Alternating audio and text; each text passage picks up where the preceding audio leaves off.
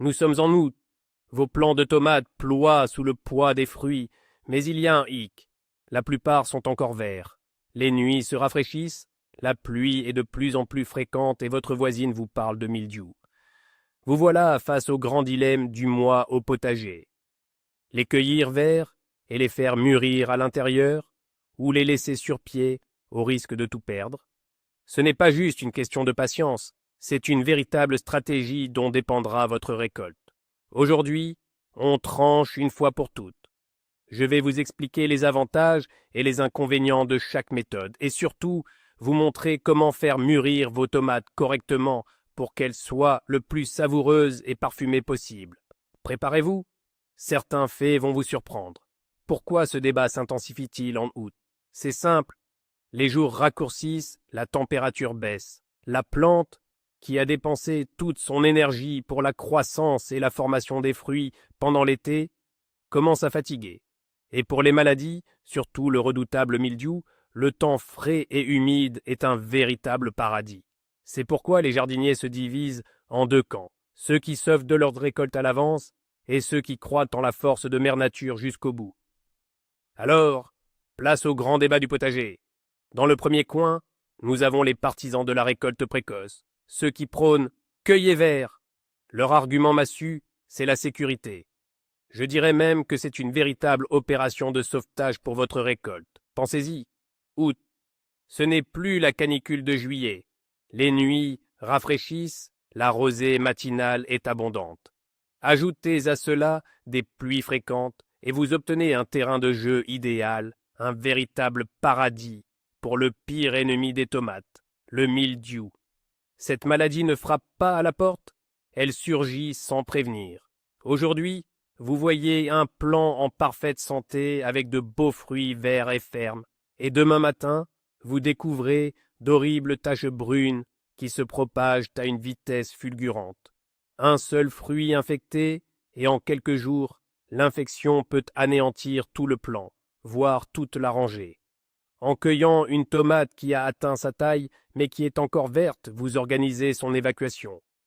Vous la transférez de la zone de combat vers un lieu sûr, votre maison, où aucun mildiou ou autre pourriture ne pourra l'atteindre. C'est votre garantie absolue que ce fruit en particulier ne pourrira pas sur la branche. Vous ne laissez tout simplement aucune chance à la maladie. Mais le mildiou n'est pas le seul ennemi qui guette vos tomates au mois d'août. D'autres prédateurs de récolte, bien visibles et palpables, sont également à l'œuvre. Je parle des ravageurs. En premier lieu, les limaces. Ces bandits nocturnes adorent le temps frais et humide, et les fruits mûrs et juteux. Imaginez la scène. Vous avez passé une semaine à surveiller un plant, à observer la plus belle tomate grossir et commencer à rosir. Et un matin, vous découvrez un énorme trou creusé sur le côté, avec une traînée de mucus traîtresse juste à côté. Rageant, il en va de même pour les chenilles, et même les oiseaux, qui ne sont pas contre le fait de picorer le fruit le plus rouge et le plus mûr. En rentrant les tomates à la maison pour qu'elles finissent de mûrir, vous privez toute cette petite bande de leur butin, qu'ils considèrent comme légitime. Lorsque votre récolte repose soigneusement dans une caisse sur la véranda ou dans le cellier, il devient pour le moins problématique pour les limaces et les chenilles d'y accéder. C'est un autre argument important en faveur de la stratégie de la cueillette anticipée. Vous éloignez simplement vos trésors des pirates. Voici un autre fléau du mois d'août auquel aucun jardinier n'est à l'abri. Le craquellement des fruits. Vous l'avez sûrement déjà vécu. Une semaine de temps sec et chaud, la terre au pied des plants s'est fissurée et vous avez arrosé vos tomates avec modération. Puis, soudain, de longues pluies froides sont arrivées. Que se passe-t-il alors? Les racines de la plante, assoiffées, se mettent à travailler comme une pompe surpuissante, aspirant l'eau du sol à une vitesse folle. Toute cette eau se précipite dans les fruits. Leur chair commence à augmenter de volume à toute vitesse, mais la peau, qui est devenue moins élastique pendant la sécheresse, ne peut tout simplement pas suivre cette croissance. Le résultat est désastreux. De profondes fissures se forment sur la tomate. Non seulement le fruit perd son aspect commercial, Mais ces fissures sont des portes ouvertes à toutes les infections, aux moisissures et à la pourriture. Il ne se conservera pas longtemps. En cueillant les tomates avant la saison des pluies, vous résolvez complètement ce problème. Le fruit est déjà séparé du système racinaire et plus aucun aléa climatique ne le menace. Vous le sauvez d'une rupture inévitable. Il n'y a pas que le sauvetage des fruits qui justifie la récolte précoce. En retirant les grosses tomates encore vertes, vous rendez un immense service au plant de tomate lui-même. Imaginez le plant comme un organisme vivant dont les forces s'amenuisent, surtout en fin de saison. Chaque gros fruit est un véritable vampire qui aspire les nutriments et l'énergie que le plant peine à produire. Tant que ces gros bonnets sont accrochés, ils accaparent de la part du lion. Et les petites tomates qui se sont formées plus tard, qu'est-ce qu'il leur reste? Presque rien. Elles restent des petites billes vertes qui ne grossissent presque pas. En enlevant les plus gros fruits, vous soulagez en fait la plante. Vous libérez des ressources. Et le plant redirige immédiatement toute cette énergie, toute cette nourriture vers la croissance et la maturation des tomates restantes, les plus petites. Résultat, ces petites tomates, qui semblaient condamnées à ne jamais grandir, reçoivent un coup de pouce formidable. Vous donnez une chance à une deuxième vague de récolte. Ce n'est donc pas juste un sauvetage, c'est aussi une gestion intelligente des ressources de votre protégé vert. Enfin, un dernier argument, et non des moindres, en faveur d'une récolte précoce, le contrôle total. Quand vos tomates sont encore sur les plants au jardin, vous êtes à la merci des éléments. Aurons-nous du soleil?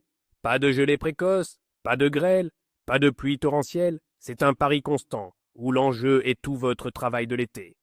En rentrant votre récolte à la maison, vous reprenez le contrôle. Vous décidez vous-même de la vitesse de maturation de vos tomates. Vous pouvez leur créer des conditions idéales, température, humidité, lumière optimale. Envie d'avoir vos premières tomates rouges dans 5 à 7 jours? Pas de problème, placez-les dans un endroit chaud. Vous voulez au contraire faire durer le plaisir et savourer des tomates fraîches jusqu'en novembre? Aucun souci. Mettez votre cagette dans un endroit frais. Vous pouvez ajuster le processus, l'adapter à vos besoins. Ce n'est plus un jeu de hasard avec la météo, mais un processus clair et maîtrisé où le résultat dépend uniquement de vous, et non des caprices du ciel. Passons maintenant au camp opposé, à ceux qui attendent que la tomate rougisse complètement sur la plante. Leur argument principal, une vérité pour eux, c'est bien sûr le goût. Ils sont convaincus qu'une tomate mûrie au soleil sur son plant est incomparable avec celle qui finit de mûrir dans un carton. Pour eux, c'est durant les derniers jours sur la plante que le fruit concentre le plus de sucre et développe cet arôme estival unique qu'on adore dans les tomates du jardin. Ils décrivent ce goût comme plus intense, plus riche, plus authentique. Les tomates mûries à la maison leur paraissent souvent fades, avec un goût et un parfum moins prononcés. Ils affirment qu'aucun carton, aucune banane ne peuvent remplacer le lien vital avec la plante et l'énergie du soleil. Pour eux, ce n'est pas juste un aliment, c'est l'essence même de l'été, et ils ne sont pas prêts à sacrifier la moindre parcelle de ce goût. L'argument suivant rejoint de près le précédent et concerne la valeur nutritionnelle. On pense souvent qu'une tomate mûrie naturellement sur sa branche regorge davantage de vitamines et de micronutriments bénéfiques. Le raisonnement est simple. Tant que le fruit est lié à la plante, il est continuellement nourri par le sol et par la photosynthèse des feuilles. On considère que c'est en rougissant sur la plante que les nutriments se concentrent au maximum, notamment le fameux antioxydant, le lycopène, qui donne aux tomates leur couleur rouge. Un fruit cueilli vert serait, lui, privé de cette ultime étape cruciale de chargement en bienfaits. Par conséquent, pour ceux qui préfèrent attendre, consommer une tomate directement cueillie est un double avantage. Un maximum de saveur et un maximum de bienfaits pour la santé. Pour eux, ce n'est pas juste un légume savoureux, mais une véritable mine de vitamines, qu'il ne faut surtout pas appauvrir avec une maturation artificielle. Voici l'argument massu de ceux qui prônent la simplicité. Pourquoi se compliquer la vie? Plus besoin de jongler avec des caisses, de leur trouver une place dans la maison, de trier les journaux, de surveiller la température et l'humidité. Le processus se fait tout seul, sans que vous ayez à lever le petit doigt. La nature se charge de tout. Votre rôle se réduit à l'essentiel. Aller au jardin, admirer une belle tomate rouge gorgée de soleil, la cueillir et la savourer sur le champ, peut-être même avant de rentrer. C'est le chemin le plus court et le plus agréable du potager à l'assiette. Pas de logistique intermédiaire, pas de manipulation inutile, c'est une philosophie du moindre effort, où l'on laisse la nature faire son œuvre. Pourquoi s'imposer du travail supplémentaire quand on peut simplement faire confiance à la plante et profiter du fruit de son labeur quand il est mûr? Pour beaucoup, c'est dans cette simplicité que réside tout le charme de la vie au jardin. Et puis, il ne faut pas négliger l'aspect esthétique. Avouez qu'il y a quelque chose de vraiment beau et gratifiant dans l'image d'un plant de tomates croulant sous des fruits rouges et gorgés de soleil. C'est un tableau vivant qui enchante le regard et réchauffe le cœur de tout jardinier. C'est la concrétisation visible de votre travail, de votre patience et de vos soins. La vue d'un tel plan est la meilleure des récompenses, la preuve que vous avez bien fait les choses. Beaucoup ne veulent tout simplement pas se priver de ce plaisir. Cueillir les tomates vertes, c'est laisser les plants dénudés, priver le potager de sa plus belle parure à la fin de l'été. Pour ces personnes, l'esthétique de la récolte est aussi importante que sa quantité. Elles sont prêtes à prendre certains risques pour continuer à admirer cette beauté jusqu'au bout et récolter les fruits, si l'on peut dire, sous leur plus bel aspect. C'est une joie de contemplation qui, pour elles, fait partie intégrante du jardinage. Alors, qui a raison dans ce débat passionné? Ceux qui récoltent leurs tomates en avance ou ceux qui font confiance à la nature jusqu'au bout? Comme souvent, il n'y a pas de réponse simple. La vérité se situe probablement quelque part entre les deux. Pour la découvrir, il faut plonger au cœur du processus de maturation, dans la biochimie même de la tomate. C'est la science, et non de simples traditions potagères, qui nous aidera à trancher. Car la question du goût et des bienfaits n'est pas qu'une affaire de préférence personnelle. Derrière ces processus, il y a des réactions chimiques et des substances bien précises que l'on peut mesurer et comparer. Nous allons décortiquer ensemble ce qui se passe réellement à l'intérieur d'une tomate, qu'elle soit encore sur sa branche ou qu'elle repose dans un cajot chez vous. Préparez-vous, nous allons déboulonner un mythe tenace sur les tomates. La clé pour comprendre ce débat réside dans une notion essentielle. Retenez bien cette expression. Maturité laiteuse ou blanchissante. De quoi s'agit-il? Ce n'est pas la petite bille verte et dure qui vient de se former? Non. C'est le stade où la tomate a fini sa croissance et atteint sa taille définitive. Elle est encore verte, mais sa couleur a changé. Elle est passée d'un vert foncé à un vert clair, blanchâtre ou laiteux. Si vous coupez une tomate à ce stade, vous verrez que les graines à l'intérieur sont complètement formées et que la pulpe gélatineuse autour commence à jaunir. C'est ce moment précis qui est crucial, ce point de non-retour où la tomate n'a plus vraiment besoin de son plant pour devenir savoureuse et rouge. À ce stade, elle a déjà reçu de la plante tout ce dont elle a besoin pour développer son goût, son arôme et ses bienfaits au futur. Voici le secret qui met tout le monde d'accord, et c'est là que ça devient intéressant. Tous les nutriments, les sucres, les acides et les composés aromatiques qui donnent à la tomate son goût unique s'accumulent pendant sa croissance, juste avant sa pleine maturité. La plante travaille comme une usine, en transférant tout le nécessaire aux fruits. Ensuite, le rougissement est un processus autonome, un mécanisme biochimique interne qui se déclenche dans le fruit lui-même et qui peut très bien se dérouler sans la plante. Dès que la tomate a atteint sa pleine taille, elle coupe le cordon, pour ainsi dire. Elle a déjà pris tout ce qu'elle pouvait de la plante mère. Elle mûrit ensuite par elle-même, en utilisant ses propres ressources. Donc, quand vous cueillez une tomate à ce stade, vous ne la privez de rien d'essentiel. Vous déplacez simplement la dernière étape de la maturation du jardin à votre domicile. Alors, voyons comment lancer ce processus de maturation et le rendre aussi efficace que possible. Le chef d'orchestre de la maturation, tant pour les fruits que pour les légumes, est une hormone végétale spéciale, l'éthylène, un gaz. C'est une substance volatile que le fruit commence à produire lorsqu'il est prêt à mûrir. L'éthylène déclenche une réaction en chaîne. Il détruit la chlorophylle, le pigment vert, et favorise la synthèse du lycopène, le pigment rouge, et du carotène le pigment jaune. C'est pourquoi la tomate change de couleur. La bonne nouvelle, c'est que nous pouvons non seulement ne pas entraver ce processus, mais aussi l'aider activement en créant des conditions où la production et l'action de l'éthylène seront maximales. En fait, notre objectif lors du mûrissement, c'est d'aider la tomate à s'auto-cuisiner en utilisant ses propres mécanismes internes. Et pour cela, il existe des astuces simples mais très efficaces. La méthode la plus populaire, et apparemment la plus évidente, pour faire mûrir des tomates est de les étaler sur le rebord d'une fenêtre ensoleillée. On se dit que si elles rougissent au soleil sur le plan, ce sera la même chose à la maison. Mais c'est là que réside le piège. En réalité, la lumière directe du soleil n'est pas nécessaire pour la production de lycopène, le pigment rouge, et peut même être nocive. Sous l'effet des rayons vifs, la peau de la tomate peut surchauffer, prendre un coup de soleil, une tache blanchâtre et ridée, ou commencer à pourrir en cuisant de l'intérieur, sans avoir eu le temps de mûrir complètement. De plus, à la lumière, les fruits peuvent continuer à synthétiser de la solanine, une substance qui leur donne un goût amer. Certes, sur le rebord de la fenêtre, ils vont probablement rougir, mais le goût et la qualité peuvent en souffrir. Cette méthode convient si vous avez besoin de faire mûrir littéralement 2 ou 3 tomates pour une salade, mais elle n'est pas idéale pour de grandes quantités de récolte. Voici une méthode beaucoup plus efficace et utilisée par les professionnels, le mûrissement à l'obscurité ou dans une lumière tamisée.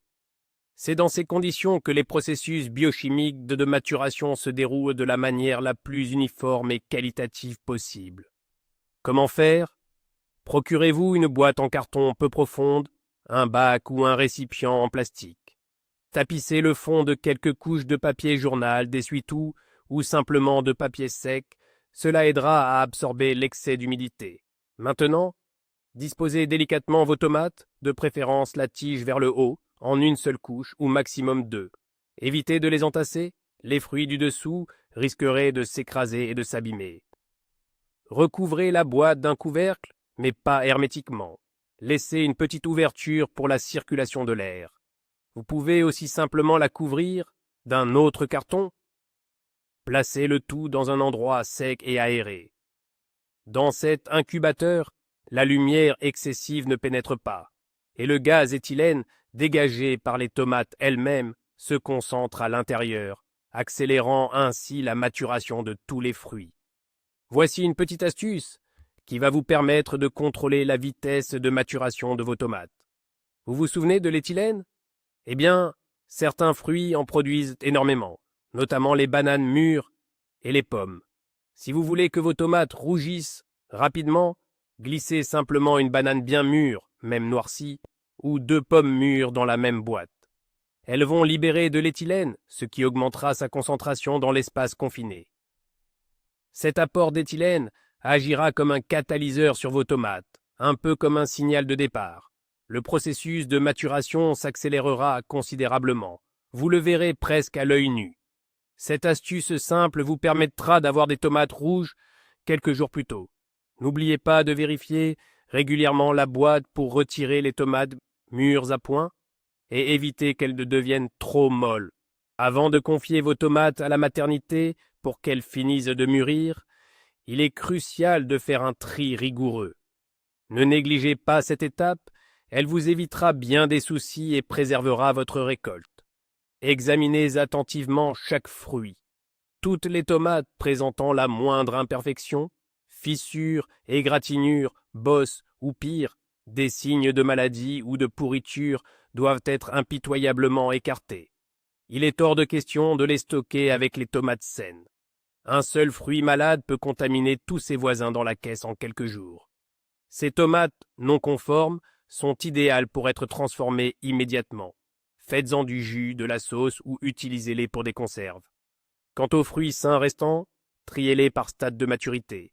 Les grosses tomates encore complètement vertes dans une caisse, celles qui sont au stade de la véraison quand elles commencent à changer de couleur, dans une autre, et celles qui commencent déjà à brunir ou à rosir dans une troisième. Vous pourrez ainsi mieux contrôler le processus et récupérer les tomates mûres au fur et à mesure.